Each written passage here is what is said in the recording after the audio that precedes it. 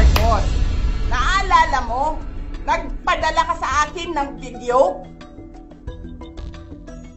Sinabihan mo ako saan kukunin ang pera. Send me written instructions about money. Millions a month. Anong nakalagay doon sa envelope? DepEd. Anong ginawa ko? Binigay ko sa DepEd. Wala ka ngang posisyon sa gobyerno. Namimigay ka ng pera ng gobyerno eh.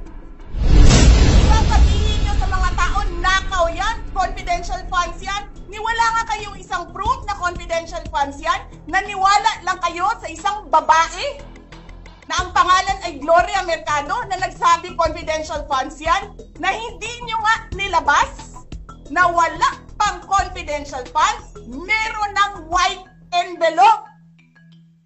Kasi 2022 pa lang,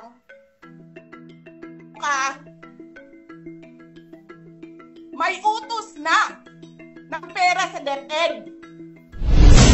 Tapos kami yung nagsisinungaling. Nagpipigil ako eh. Tapos ganyan ang gagawin ninyo sa amin dahil hindi kami sumusunod sa inyo.